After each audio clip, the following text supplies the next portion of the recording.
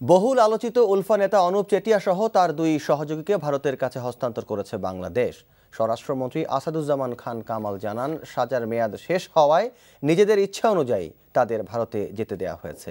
বুধবার সকালেই তারা ভারতে পৌঁছেছেন বলেও জানান তিনি। সচিবালয় ব্রিফিংয়ে এসব কথা জানান স্বরাষ্ট্রমন্ত্রী। বিস্তারিত ফজুল্লাহ মাহমুদের রিপোর্টে। ভারতের বিচ্ছিন্নতাবাদী সংগঠন উলফার নেতা অনুপ চেটিয়া এবং তার দুই সহযোগী বাবুল শর্মা ও শক্তিপ্রসাদকে বাংলাদেশে আটক করা হয় 1997 সালের ডিসেম্বরে। এরপর অবৈধভাবে বাংলাদেশে অবস্থানসহ কয়েকটি অভিযোগে অনুপ চেটিয়াকে দেয়া সাজার মেয়াদ শেষ হয় 2007 সালে। নিরাপত্তার কারণে তাকে জেলেই রাখা হয়। সর্বশেষ সে কাশিমপুর কারাগারে ছিল। তবে দীর্ঘদিন ধরেই অনুপ চেটিয়াকে ফেরত পেতে প্রতিবেশী বাংলাদেশের সঙ্গে দেনদরবার করে আসছিল ভারত। অবশেষে অনুপ চেটিয়াকে ভারতীয় কর্তৃপক্ষের কাছে হস্তান্তর করা হয়েছে বলে বুধবার সকালে খবর প্রকাশ করে পিটিআই সহ ভারতের বিভিন্ন গণমাধ্যম। এ সময় মিরপুরে একটি অনুষ্ঠানে স্বরাষ্ট্রমন্ত্রীর কাছে এ বিষয়ে জানতে চাইলে এ সম্পর্কে কোনো তথ্য নেই বলে জানান তিনি। পরে সচিবালয়ে এর সত্যতা নিশ্চিত করেন স্বরাষ্ট্রমন্ত্রী। জানান, কাশিমপুর কারাগার থেকে ছেড়ে দেওয়ার পর ভারতীয় হাইকমিশনের কর্মকর্তারা অনুপ চেটিয়া ও তার দুই সহযোগীকে নিজেদের দেশে নিয়ে যায়।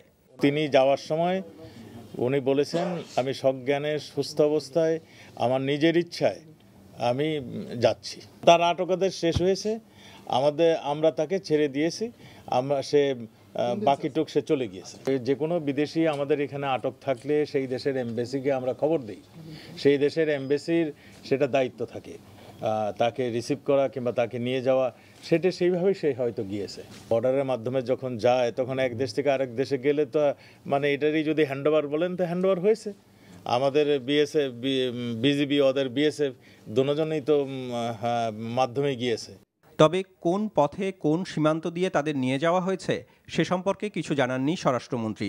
বন্দি বিনিময়, বিশেষ করে নারায়ণগঞ্জের 7 খুন মামলার অন্যতম আসামি নূর হোসেনকে ফিরে পাওয়ার শর্তে অনুপ চেটিয়াকে ফেরত দেয়া হলো কিনা জানতে চাওয়া হয় আইনশৃঙ্খলা ও দেশের অভ্যন্তরীণ নিরাপত্তার দায়িত্বে থাকা এই মন্ত্রীর কাছে। আমরা কেউকে নিব এই ধরনের সম্পর্ক আমাদের ভারতের সঙ্গে নেই। আমাদের ভারত একটা ভালো সম্পর্ক আমরা মেনটেন করে চলি। আমরা বন্ধুপ্রতিম দেশ। আমাদের যখন সমস্যা তারা সহযোগিতা করে এবং তাদের যখন সমস্যা আমরা সহযোগিতা করি। কাজেই একটার বদলে আরেকটা দিব এই প্রশ্নটাই আসে না এখানে। নূর হোসেনের সেখানে তাদের সরকার যেদিন আমাদেরকে বলবে যে সে মুক্ত হয়েছে, আমরা তাকে নিয়ে আসবো। আমরা ঠিক এইভাবেই আমরা বর্ডারে তাকে রিসিভ করবো, যে এইভাবে ও চলে গেল।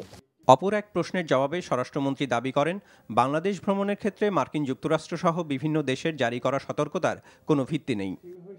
Faizullah Mahmud, NTV news, Dhaka.